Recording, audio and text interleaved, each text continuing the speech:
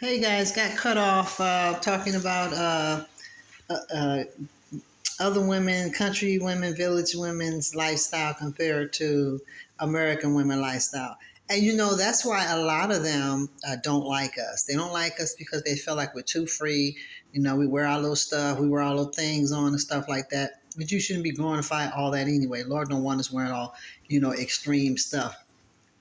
But yeah, they don't like us because they feel like we're too free. They envy us. They be angry, frustrated, irritated because they don't feel free. That's why when they come here, they do some of the things we do. Wear fingernail polish, makeup, lipstick, lip gloss. Some of them keep their hair things the same, cover up, but and a lot of them don't. They wear it freely. Especially Indian women, they wear their hair. You see, when you do see them wear something like a scarf, it's usually when they're together with their families, they're going out to dinner. But when they're on the job, a lot of them don't. Some of them do, but very few. It's mostly the other women like Bengali, other types of foreign type of people that continue to wear their wraps because they believe in what they believe in. But you notice when we go to a lot of these places, most of them are infiltrated. Back to the village talk, what I was talking about earlier. You see a lot of them in other cultures. That's in a lot of our medical uh, areas, and a lot of them is cool. You know what I'm saying? And you have some that feel like we're infidels, we're outsiders, or whatever. But my thing is, you feel we're outsider to what you believe, but you're in our country. You on our territory. You know what I'm saying? You in the trap, baby. You know what I'm saying? You on the spizzot. What up, though? You on the spot, you on the trap, you in the hood. What's good in the neighborhood? Because you on somebody else's stuff. And you got a right to be free and do what you want. But when you start trying to compare or look at that person, look down at them, but you in their stuff. How you gonna go on somebody else's stuff and somebody else's house, somebody else's yard, and talk crap? You can get your foot right off the yard and go where you going. Because why are you there? And a lot of them is there, just to make money or, for support reasons, but they really don't like you. They don't have no respect for you because a lot of them feel like I said in some of my past shows, that we don't have businesses. We don't have a village of our own. We don't have an African village. You know what I'm saying? We don't have a multi-variety village where, any and everybody can come because, money is green. You don't want to be picky and choosy. But just one particular place called African Village. We don't. You see a lot of them come from other countries and set up venues at the festivals. And they're setting examples, whether they're setting examples willfully or non-willfully, for us here to say, hey, you know what? Let me open my own business. Let me do what I can. Let me have my own. Let me be my own boss. And there's nothing wrong with working for someone, you know. But they normally work for family members. If they do come out here, and they have to, most of them come out here connecting with somebody. If they do work for another place, trust and believe, they ain't gonna be there long. Cause I know my ex, he came from Togo. He was a black man, and he was another part of Africa. And baby, he was on the bus, honey. By the time I look up, brother man had him a car in no time. Africans don't play, baby. But us, we drag, we take our time, be lazy, procrastinate, and they feel like you have opportunity and you don't take advantage of it. So they look down at you. And they know a lot of our homes are broken homes. Some of their families are broken homes, whether a person passed away. They do have domestic problems out there, but it's not a high percentage, not compared to some of our crap. There was one lady that came in the beauty store where I used to work at, and she didn't come in my beauty store. One of my customers that I knew was cool with, she said someone said something to her. I don't know if it was in where I worked at or somewhere else, but she said that a lot of these women here are dumb and stupid because basically in so many words she was saying they sugar mamas, they put up with guys, don't want to do nothing, they bum status or whatever. And it's true, that is a true fact. But you don't go in nobody else's hood, nobody else's country, nobody else's territory and talk that crap, whether it's true or not. Even if they know it's true, that's between them. You say something like that, go in their spot and say something like that, baby, honey, the conversation won't be nice. And that's a nice way of saying it or putting it. The conversation won't be nice. It won't be that much, very, very much argumentative. Because they're going to look at you like you crazy, like, but then you want to come here to our spot. They basically calling us out like punks, like, y'all some punks. We don't say nothing, we don't do nothing. All we do is laugh and smile in their face and buy all their stuff and make them rich. Come on, somebody. Make them rich. They get rich off of you. Why they get rich off of you? They looking at you like you crazy and take your woman at the same time. But try to mess with one of their women. It ain't happening. Because I be seeing, like I said on one of my shows before, a lot of us, our associates is going and laughing and joking and playing with them and hee ha ha and all that. I don't do that. I keep it strictly business. Because they be looking at me like, they be thinking I'm one of them. I'm like, y'all mix with a lot of stuff. But I put, I'm like, my girlfriend called me a rainbow. My lady friend called me rainbow. But I just put black, on my stuff. I don't put every little tiny little thing that I mix with, you got biracial, you got multi. My husband had put down multiracial. I said, just put down black. You put multi, it causes you. I can say that, but I don't. But you don't want to do all that. Just put one or the other because they know who we are. They especially know the Africans know who I am. But a lot of people here can't tell, but unless I open up my mouth, and you can tell when somebody really blizzard or they just trying to talk to be something that they not, because that happens a lot. Everybody want to be somebody else, talk like somebody else, act like somebody else, look like somebody else, change parts of their body like somebody else because they're not happy with themselves. You know what I'm saying? It's okay to have different styles and different hair styles, okay, but never just like yourself because you want to be like somebody else. Because just because you want to be like somebody else, you might want to look like somebody else. It's that's like you saying you don't appreciate what the Lord made. Well, why did he make me like that? But okay, but everybody go through different things in life. They could be going through something that they looks just can't help them. Come on, somebody. It's just a straight attack of the enemy. Only the Lord can bail them out of it. No man, nobody, no thing, person, place, or thing can bail them out of captivity but the Lord. So looks don't always come in handy. I seen that woman in bondage. I was like, wow. So when they come here and they get in their own groups, they probably thinking about all the years that we've been free, but little they know that blacks were enslaved too. Their ancestors was enslaved. And that's why a lot of stop it, my cats. You want my attention? Come on. Come get my attention. You want my attention? Come on. I got lip gloss on. I can't kiss you. Yeah, they look at us sideways. A lot of the men and women in certain countries because they feel like they wouldn't have picked no cotton. They would have put up a fight. It'd have been a show enough fight. They wasn't supposed to do it. So they feel like they respect Harriet Tubman because they feel like she fought to get her way for her freedom. They felt like you were scared, you wasn't fighting, and you tolerated, and you wasn't willing to, like what the Bible said, take up your cross and walk away. You wasn't willing to do what you had to do to survive, to say no. That's how they look at it.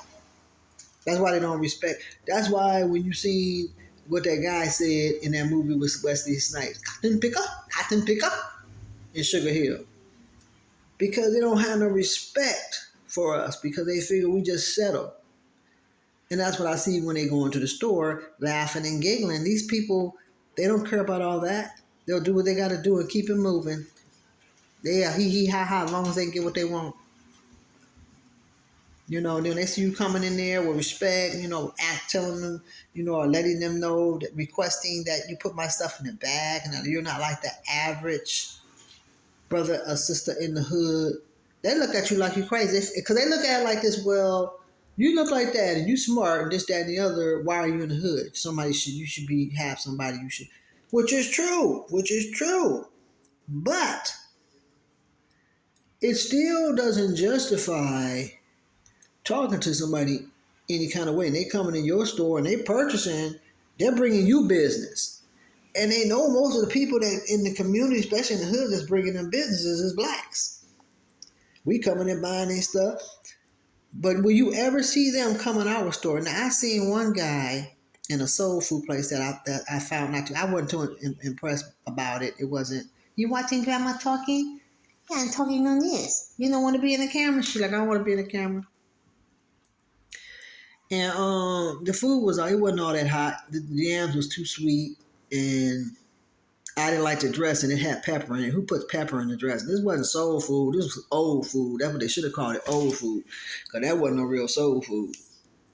But I seen a guy. He looked like he was Indian or foreign or something, and this wasn't no Caribbean. This was Black American soul food, and but like even with the Jamaicans and stuff like that, if you're friends with one, they come in your house, they might eat with you, eat your food or something. But as far as like them going out of their way to come to your restaurant, it's no offense because they respect, majority of them respect us, but they mostly got their own stuff. Now, if you have something that you cooking and you take it to their business and say, hey, try it, I want to sell this in your store. And they say, well, this is all Caribbean, we don't sell American food. But if it's really good, then they'll put it like, okay, this is an American dish by the black person, or where they can do that. I mean, I would isolate it out and say, hey, and tell who made it, who it's by, or whatever, and put their phone number on it to bring them some business or whatever. But yeah, I was like, you know, and so they don't be in our stores or restaurants. They don't come.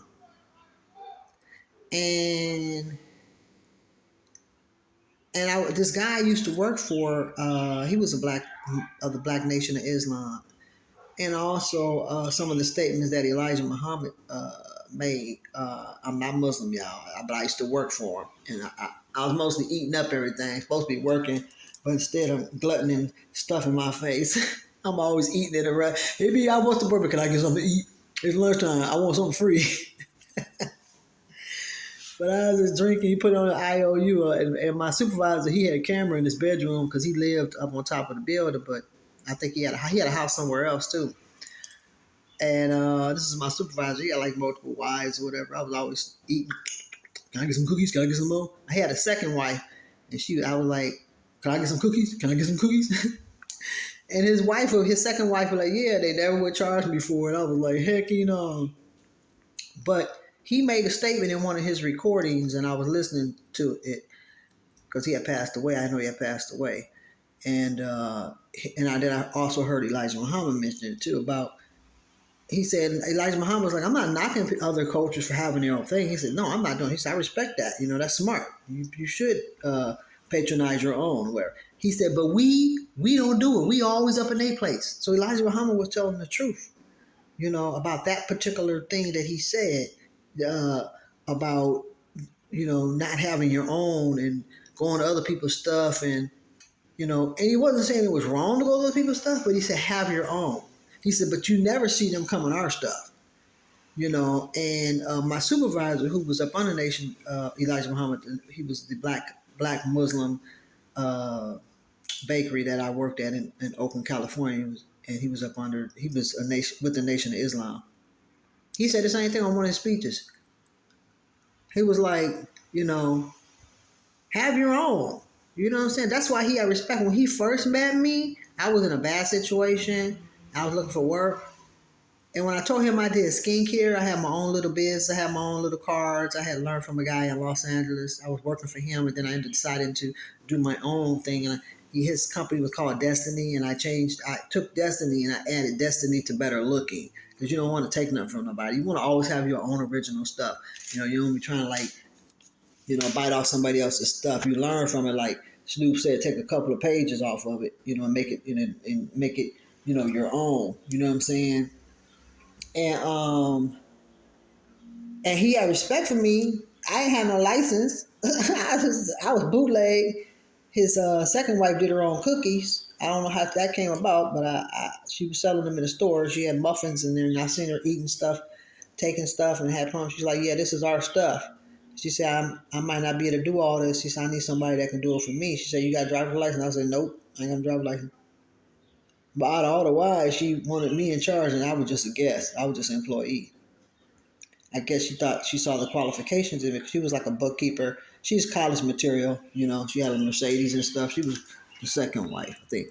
She was actually the third, but the other lady wasn't really considered a wife because she was more. She didn't want to share like that. So she wasn't legal anyway. So and it was only one legal wife. The rest of them was like common law. And the only reason the first one was legal was because that was before they became, Muslim. Before they was, I don't know what they believed in before. But my supervisor at my job, he said, at the black Muslim bakery, he used to have meetings and stuff. And I thought it was like a Black History meeting because I was like, yeah, Black Power, Gawa, yeah, right on. I was crying and stuff. I didn't know that it was a religion or the way of life type of religion. I was so stupid. But I heard him say, about when he seen that I had my own little business, and he said, "Well, I'm gonna let you have a shop downstairs, and you ain't got to pay no rent or none of that." He was like, "Whatever money you make is yours," or whatever. I was like, "Cool," And I did. I had incense. I had my own oils, and then I did skincare. And I had my own little card that said "Destiny to Better Looking." It was Heidi's Destiny to Better Looking. He had my name on it. And he respected that. He was like, wow, this girl's going through all these problems, but she has a business mind to have her own. Even though she's coming here to work for me, at least she is coming to work for some black folks, but I didn't care what color you were. I was green is green to me. But I knew one of their workers. I was cool with him. Me and him was cool. We'd always see each other, and he said, come by and get some fish. Then he found out I had a job. He was like, oh, you got a job? He was like, oh, okay, I'm proud of you, whatever. I don't know if he was saying he was proud of me because he thought I came into the religion or I had the job, but I was only there for the job. And but he was like, yeah, he was like, you had your own, blah, blah, blah, blah, blah. And he was willing to give me a booth because he saw the entrepreneur in me, even though I was working for him, but mostly eating more than working. And they have natural soda pop.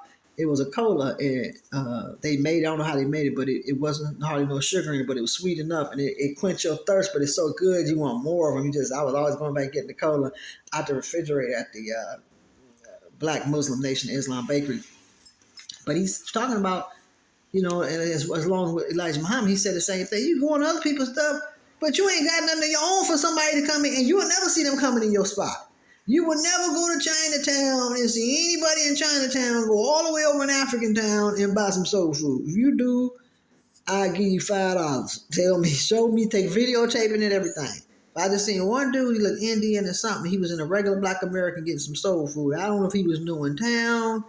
And because they're letting a lot of people over here and legally or however they got this little law now with the border or whatever, he may have just been over here and he didn't have no family and he didn't know where no Indian food places was. So he said, somebody told him, it's a little black. He was like, I want some authentic food or whatever. And they were like, what's a soul food place right over there? And he came there as if he had been there before. So he might be newly here in this country until because a lot of times it's hard to hook up with that group if you're not connected and they consider you a misfit or you broke the rules or where you was at like for women. The woman, like that woman that I saw in the village, she'd have to hook up with some free women of her culture or someone that's close to her culture or a neighboring culture and have them help her take some classes so she can get employed. Yeah, y'all, I'll tell you, it's crazy, man. What's the matter, honey? You man, Grandma? Say, Grandma, what you doing? You want to be in my show? So, hi, my name is Charzuzu, and I'm a bad little boy. I was bad. How can they see you? You see yourself, huh?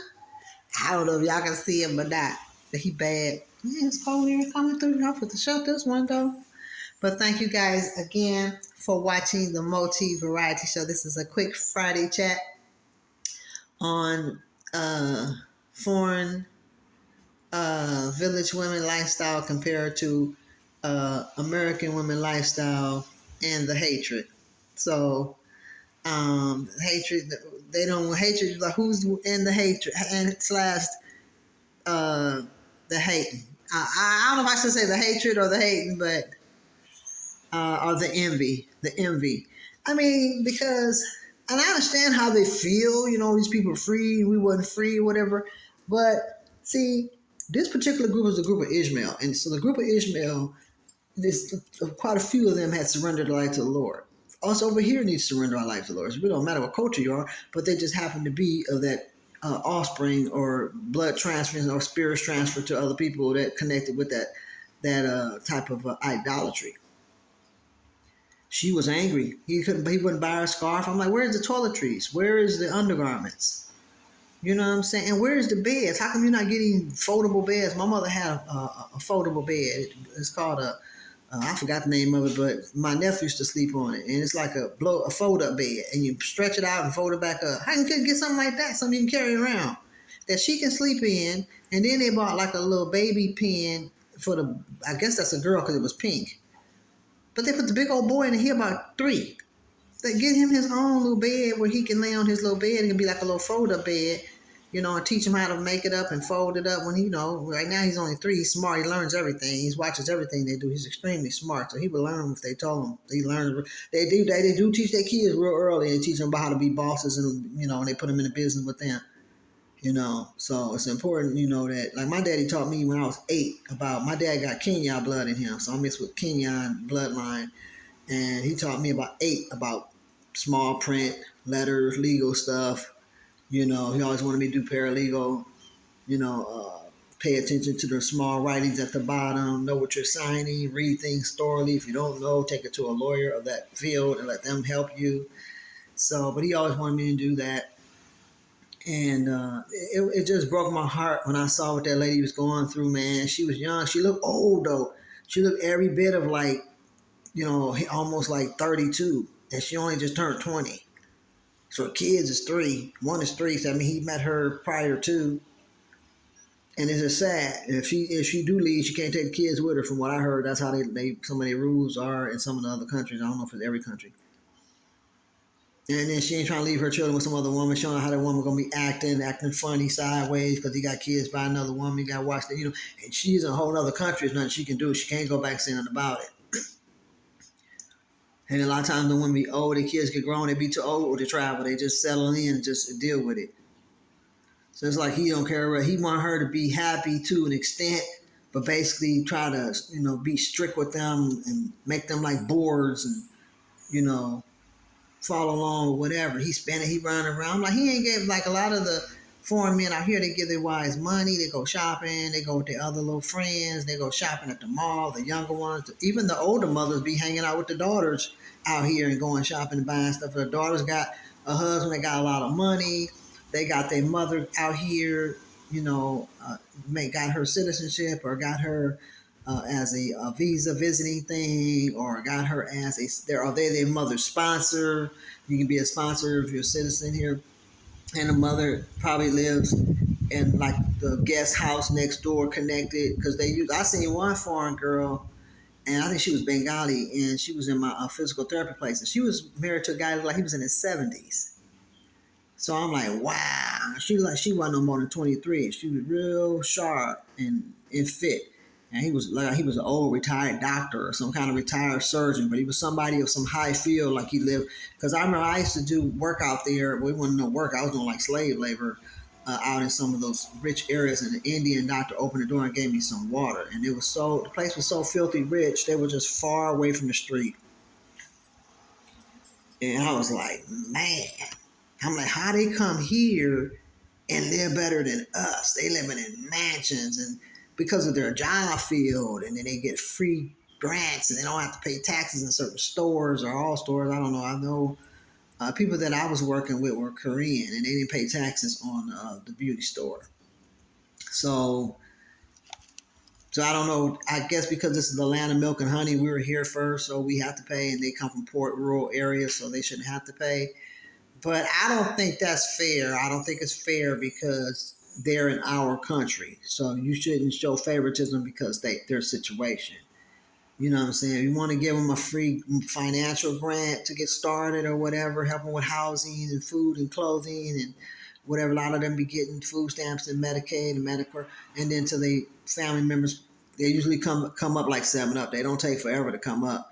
And then they got to pay taxes like everybody else once they, you don't get no free loan to open up no business. You don't pay no taxes. No, that's not right. It's not fair.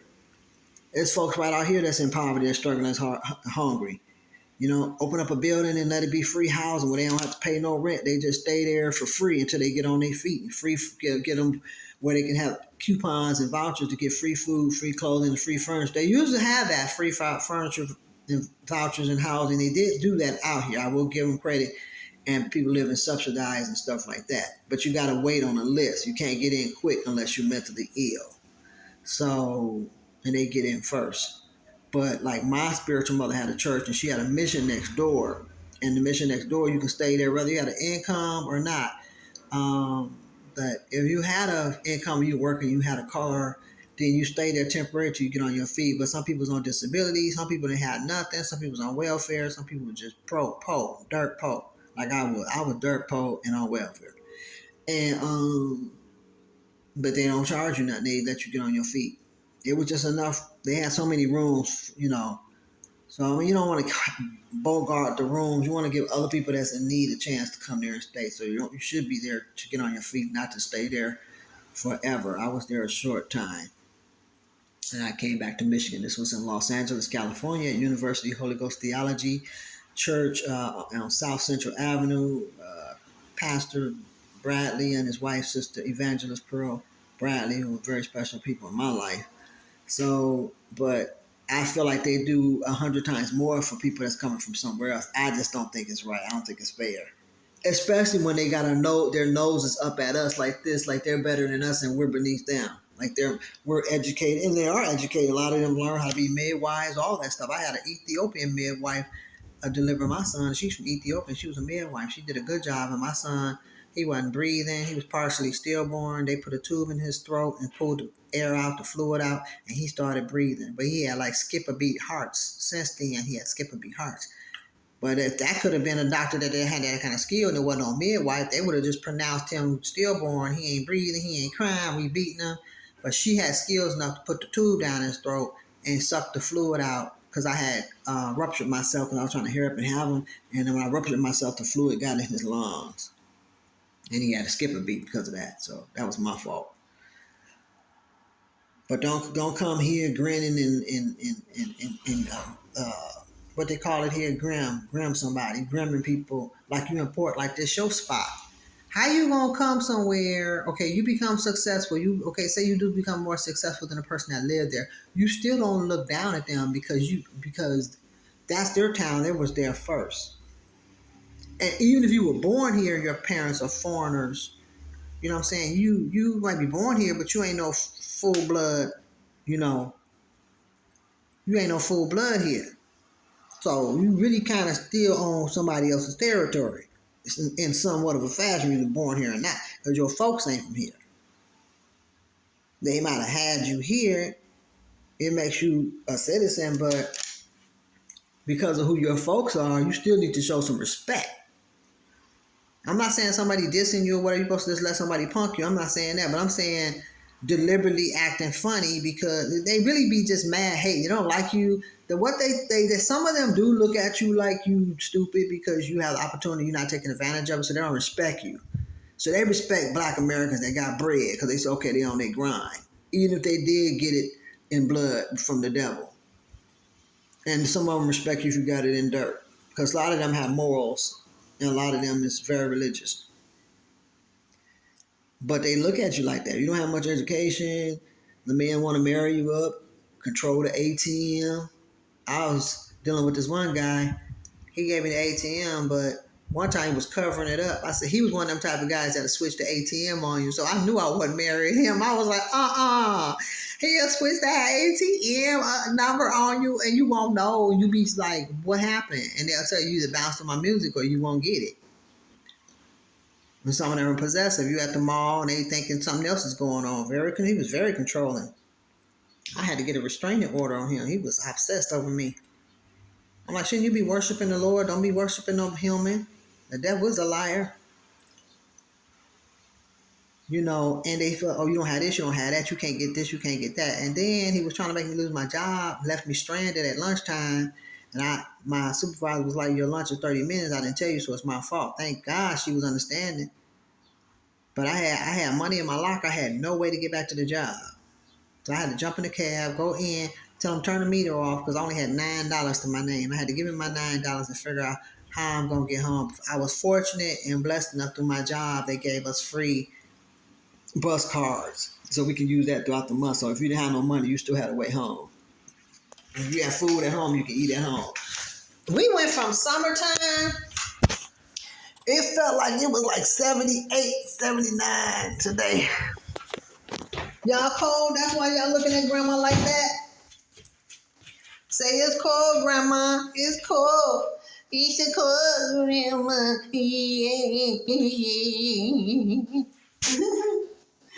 Well, I'm gonna spend some time with my kids, you guys. So they kind of want me to spend some time with them. So glad you guys had a chance on this Friday to hear my little short chat on village foreign women's lifestyle versus American lifestyle and the envy. That's probably what it would be, the envy. So you guys take care and remember, get those food seeds, get those log cabins. The all-free log cabin. You don't want them like the village ones. You want them to look like a nice little cabin. Get your Latino to do it and get it done at a reasonable price. You can get it, probably have it look like $50,000 worth of 5Gs. You know, shoes. I'm gonna find me a bootleg Latino honey. He gonna be bootleg. He gonna volunteer to do it for free, and I'm gonna give him a love donation for and a tip. I'll find me somebody that be willing to be a blessing, but you need to get it done quick because the invasion of the Unite is really coming at the God's people and coming at anybody that ain't his people. So you best be on his side if you're going to do anything, because there will be nowhere to run, nowhere to hide in these last of last days. Thank you guys again for watching An Evening with Heidi. Thank you.